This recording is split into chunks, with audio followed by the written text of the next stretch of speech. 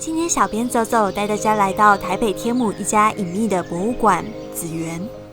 这个都是杂草丛生啊，这个差不多1个月没有弄了，是不是漂亮啊？完全不同了吧？这正面。以前有一个故事是说，有人问张大千大师，他睡觉的时候胡子是在棉被下还是棉被上？这个是奶奶问的吗？Hello， 大家好，我是香华天小编。今天小编带大家走走去逛在台北市天母一个隐秘的博物馆。其实现在疫情期间不开放，是我用了一点点恶势力带大家进来的。那么我们等一下就去专访紫园的创办人梁月美教授吧。噔噔。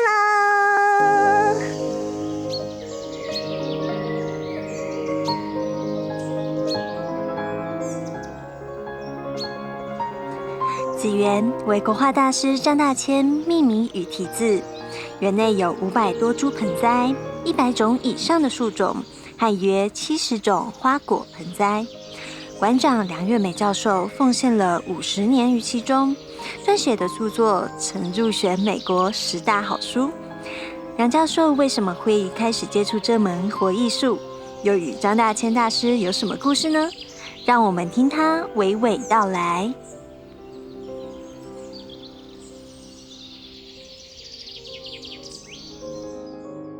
嗨，我们现在到室内了，然后我们看教授奶奶在干嘛？现在正在做盆栽。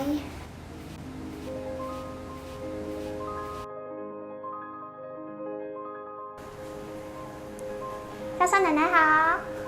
嗨，嗨，来了哦，这，我奶奶今天这个好乱哦。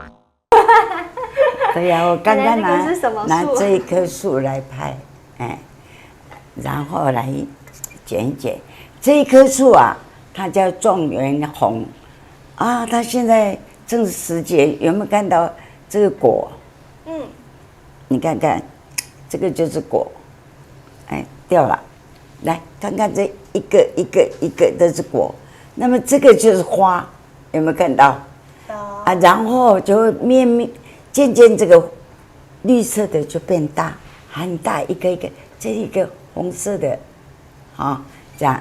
很乱的一盆，这个已经差不多1个月没有剪了，我今天特地把它弄来，你要不要看看我怎么剪啊？好，那观众朋友应该也会想看一下，我们给他们看一下。好，来，我这个是这样乱的，这都是草，这个又长得乱的，然后再慢慢看，让看看。好，这个是后面的哈，后面通常比较长一点，是，这个都是杂草丛生啊，这个差不多1个月没有弄了，那么这样子一棵树这么乱，看起来不起眼，但是4分钟到5分钟以后，整个都漂亮。你来看看，好，我们要先把这个草拔一拔，你来帮我一起拔，好，把这个都弄掉。好多哦。对呀，全部的只要是绿色的都拔吗？对，绿色的下面的杂草全部拔。那青苔要留吗？青苔可以留，可以不留。这个是因为我们的土呢，就是用团粒土来种盆栽，所以呢特别营养。那个草看到这里那么营养的地方，它拼命在这里长。可是我们要的是一颗盆子，那种在盆景里面，这个用土种这样的话，他们喜欢干干净净的，不要有杂草丛生哦。这个清爽的感觉吗？不是，它本来就不应该长在这里的。这个杂草。还有这个不是杂草，这个是这棵树的树根一定有东西在，我们要把它弄掉。我们盆景，什么叫做盆景？就是把山上的大树缩小，放在盆子里面栽种，然后我们就可以随时把它移来移去，在客厅的正方、后方，那就可以移动。那么我们一棵盆景，不是只有看叶子啦、果啦、花，不是这样，看整体的美。像这个盆子啦，是不是适合它啦？我们都有一定的差不多准则。比如说盆子的宽一定这个的2/3啊，那么你看2/3差不多在这里哦，哎，在这里。如果这个是长宽的话，应该是这棵树的一半，好，一半，好，差不多，这样是一个黄金比例。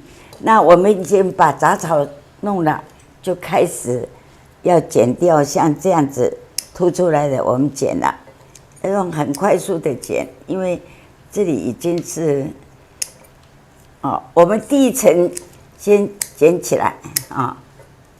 这个干一定要它露出来哈，干一定要它露出来，然后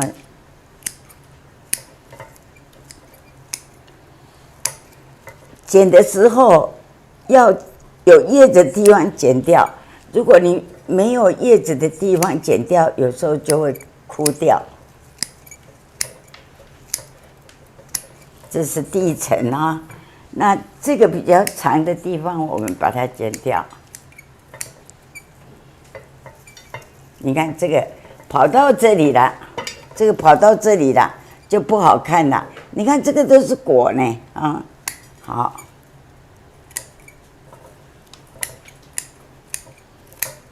他真的看得出来是1个月没有剪耶，对呀，头发长很长。哎，有没有？这个是哇啊，花白花绿果哈，啊，这个都要剪掉。好，那刚刚我们这里是没有剪得很好，再剪到后面来。好，我们再看前面。其实现在看右半边跟左半边就差很多，就不一样了啊、哦。好。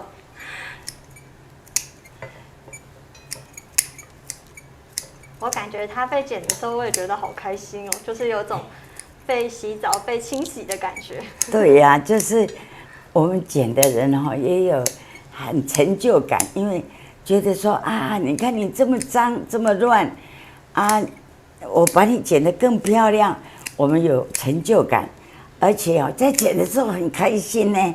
啊，比如说你跟你的朋友有一点误会、吵架了。他误会你了，你很生气，那又不好意思大声骂他，我们就拿起剪刀，啪，赶紧剪呐，剪呐，剪呐，剪呐，剪呐，剪呐，剪好了，只要一片了，你不再生他的气了，看到他的时候又是好朋友了。这个是，哎，这招蛮好用的，观众朋友学起来。对呀。奶奶刚刚讲到说，就是其实大家一般人都可以家里养一颗像这样子的一个盆栽。那我就想到说，我常被问一个问题，就是有些人会问说，就是好像盆栽这个东西是要很有钱的人才可以玩得起，因为他们照顾很不容易。那真的是这样子吗？要有钱的人啊，对啊，哇，不一定。这个我有很多的盆景朋友哈。那他们也是从那个小的时候，他就家里刚好附近采到一棵树，他就种起来，慢慢大了，啊，那样子又漂亮，啊，他就看一些书，就自己剪一剪，那个都不要钱的也可以。或者有一个朋友是，我有看到一棵树，哎，你怎么这么漂亮？他说那是我15年前在一个盆景的那个园里面呢，就是看到了那一棵，他说我买起来的时候才200块，可是他现在经过15年，也变成2万3万了。哦，所以这个因为我们的修剪慢慢一棵树，它树格提升就很漂亮。然后盆景很好玩哦，像奶奶呀、我常常想，哎呀，我老了，越老越不值钱。但是盆景是越老越值钱，我们天天年年月月把它剪，越来越漂亮，这样子。你来看看这个有没有啊？现在你看一下子，但是这样一大把这样子一片不好看，我们给它分片。你看，你看看这个没有剪到，你有没有看到？哇，拉起来这么长，这个还是要剪掉啊。那我们这一片的中间，这个略微剪这样。就是还是要有一些形状要帮它修出来。对，就是久了以后就会，然后跟老师学了就会。这个为什么我们要有间隙呢？就是这个间隙哈，我们阳光可以进去，阳光照这里阳光，然后空气可以流通。如果像雨伞这样，它阳光也不能进去，空气也不能流动就不行。你看这个已经出来一片了，那这个这么长，本来嘎在一起，我们现在先把这个你看。所以其实有时候也是为了它的健康，所以要帮它修剪。对，美丽跟健康都有哈，所以是不打这个不叫不成器啦，这个都是这样，一定要剪了以后越来越美，哈，就像奶奶的名字一样哦，越美。好，你看看，这样又是一片出来有没有？这个又是乱七八糟有没有？好，我们再来剪。那这样好像一个一个云朵的感觉。对，这样子似有还无，似假还真啊。好，这里又乱七八糟了，你看这个像什么？像一堆乱缸乱藻啊。OK， 我们把这个弄出来。你要想哦，这个是不断的修剪，已经25年了，这一颗。这个我们要剪成这个指甲的形，这样子有点蓬，旁边低一点哈，不要太薄，像一片纸不好看。哎啊，如果太圆了又俗气啊。好，看看啊，我尽快的把它先弄好，再慢慢的跟你谈天啊。好。你看这个夹到这里了，有没有看到？这个夹到这里，这个不归去，要回到自己的家。OK， 啊，你看看这个凸出来这样一个，可是剪到这里又不好看，所以一定要适可而止。你不要看奶奶这样子哦，剪得那么快，你的话可能要剪1个小时、2个小时都剪不完这么漂亮，所以什么都是要慢慢学，哎。我觉得我比较可能会不小心把不该剪的给剪了。可是你要学呀、学以后你看这样子漂亮啦。再来看这里啊，这个有没有？这乱七八糟也是一样，但是这里因为太小了，这个不能剪得太低，我们要把它。以后弄得高一点。现在，这个地方干嘛到人家家里来打扰？弄好 ，OK， 好，那慢慢的哈，这个也是。我觉得真的有看《生活大改造》的感觉。对呀、但是现在已经，而且本来花果没那么明显，剪完之后就很清楚哎。对呀、一小颗一小颗的好果子跟花。你看在剪的时候多协议呀、就像我们去美容院，你看这个不拔开来根本看不到，有没有？拔开来就看到，怎么乱七八糟，这样子乱。好，再把它剪好一点，有没有看到？这个真的有那个俗话说什么魔鬼藏在细节里，真的要一层一层剪下去才会找到那个细节，什么卡在一起啊，纠结的地方。哦，你看起来还蛮有学问的嘛。跟奶奶学的。OK， 来。哦，好漂亮哦！这应该完成度应该有九成了吗？有啊，95了。 95了，好快！真的现在才过几分钟而已耶，我们现在真的是已经到底都没有卡掉哦。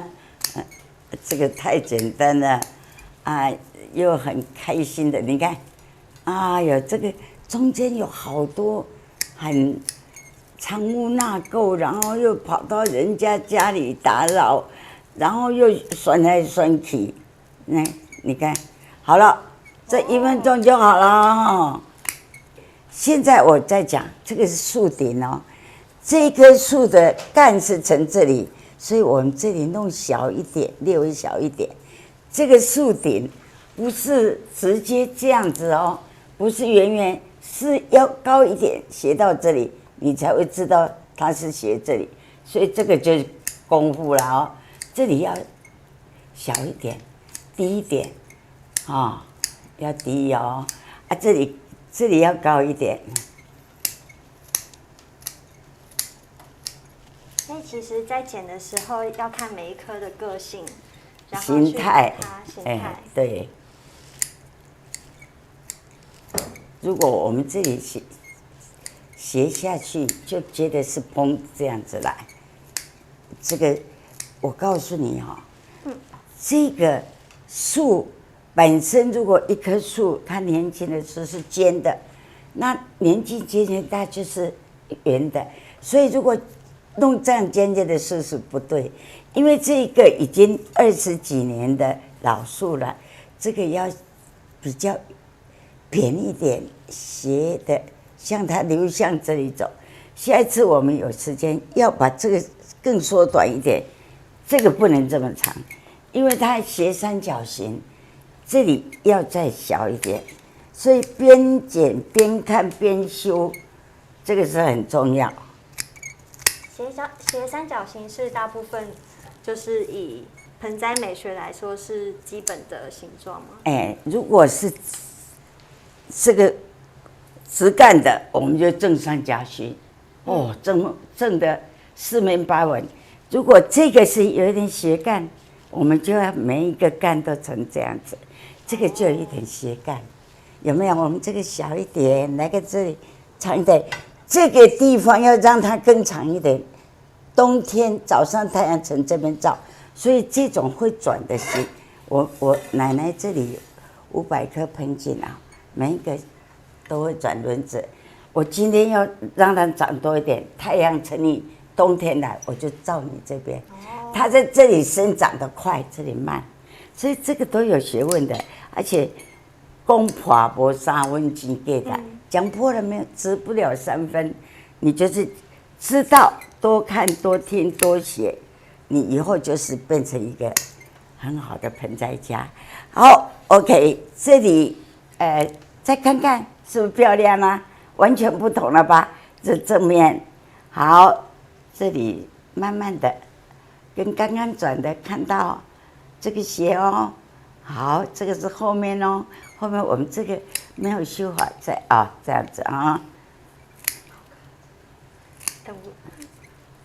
你看我剪很简单，其实你要剪很久，所以你要常来奶奶这边把这个基本功啊学好啊，基本功学好。好，有没有？这是后面。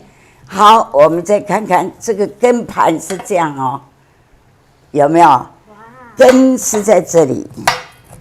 我们根这个每一棵树一定要看它的根大大的，有力的抓在地下，这样台风啊、地震的风吹一点都不会断，也不会这样乱。我们常常从建国花市买一盆景回来，哎呦，10天就死掉，因为它刚换过盆，没有扎紧，没有扎实，那刚根冠出来，你一摇到家里，1个月就死掉了。所以一定要很稳的这个根盘，漂亮吗？漂亮。OK， 我这个再来搬魔术，你把那个最乱的拿过来。好，最乱的。哇，漂亮吧？来，赶快。好，这个这么乱，有没有啊？有够乱，但是你一看这个盆子。哇，漂亮极了！骨盆啊，这个盆子太漂亮。通常你看到盆子，漂亮的盆子一定种好的树，啊，那么这个乱七八糟了啊，它也是这个要拿开一点，才不会扰乱到它。OK， 看哦，是这样哦，看清楚哦。哎，好，我现在用1分钟就把它弄好了。OK， 我们看看。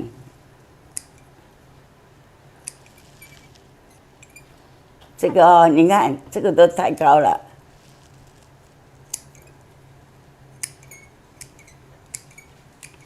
这也有点像剪胡须的感觉，对。对呀，我常常觉得说，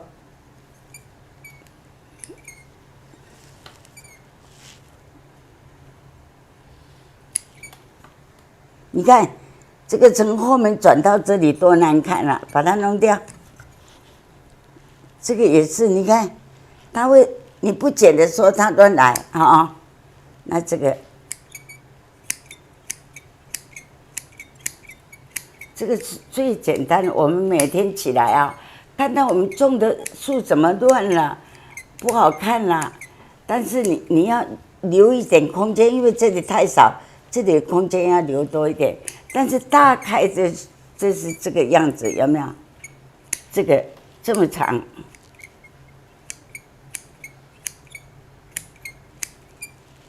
这个好，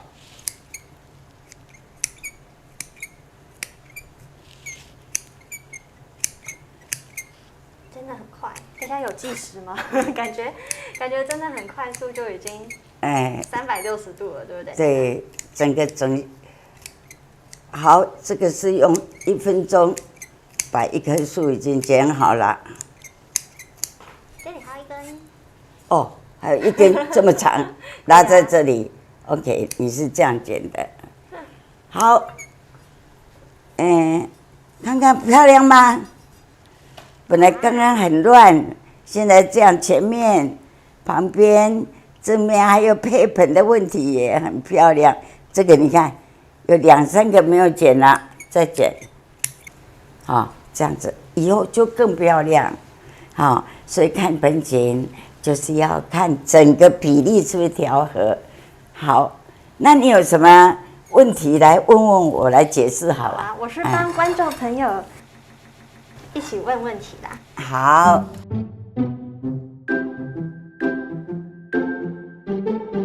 教授奶奶，有些人就是好奇啊，就是你是从什么时候开始接触盆栽的？然后为什么会想要把盆栽当成是兴趣呢？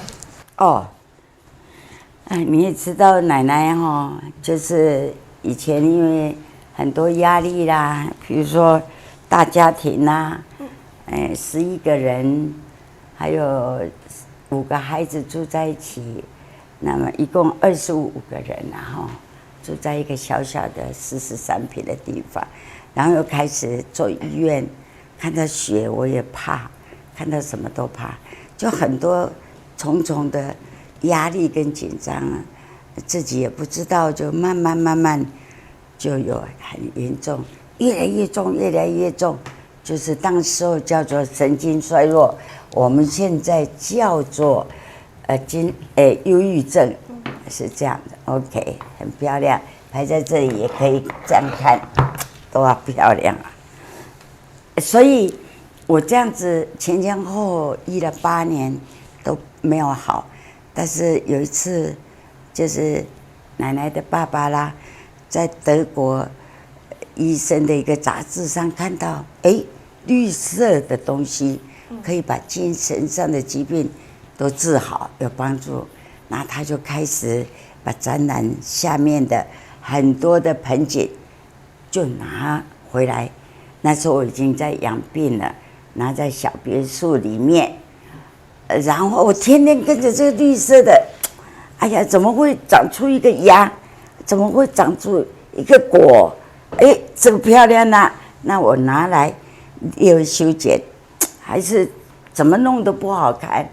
那赶快去新竹，最后到日本也去学，然后看书，看盆景里面那个大学里面突然学病虫害，拼命看，哇！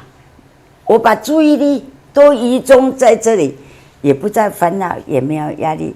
1年没有活做过，2年就像现在的奶奶，很高兴，很活泼，完全没有病。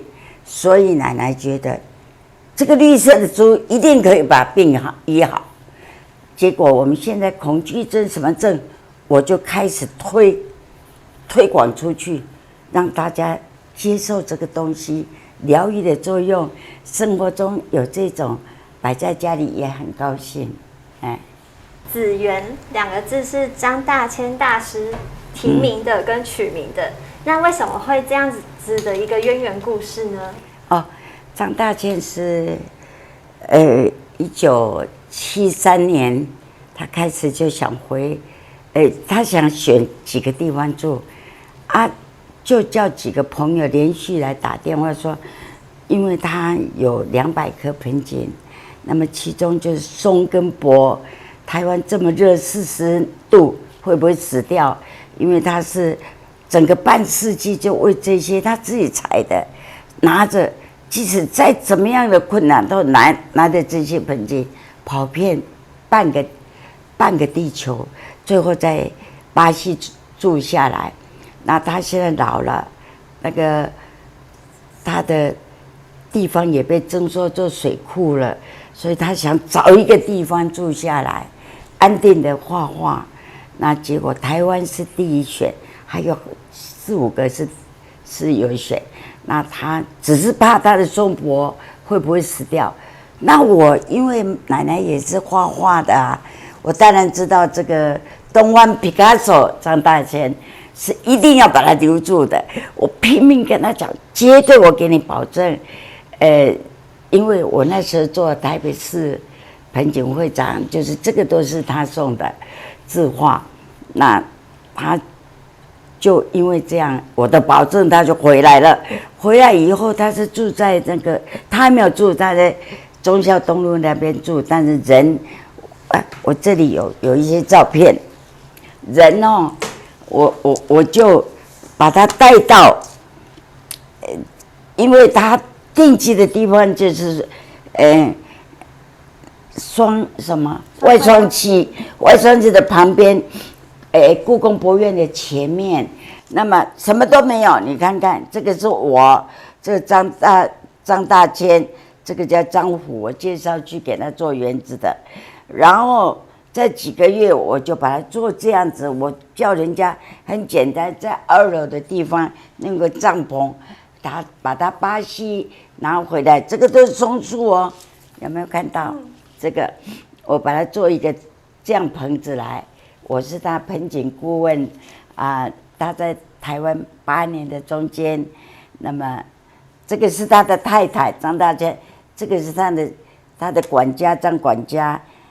这样子，那么他就，我说到哪里了？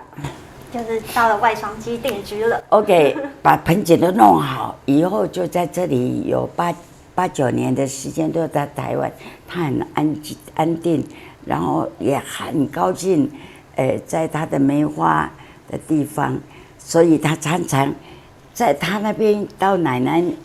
经过奶奶这边到荣总，他治疗眼睛，那都会在这里休息一下。那看到他，我喜欢紫色，我连穿的都是紫色，什么时候都看到紫的，满园子紫色。他说：“你紫气东来，紫气东来，你这个园子应该叫紫园。”哦，我说哦，很好啊。没有想到过。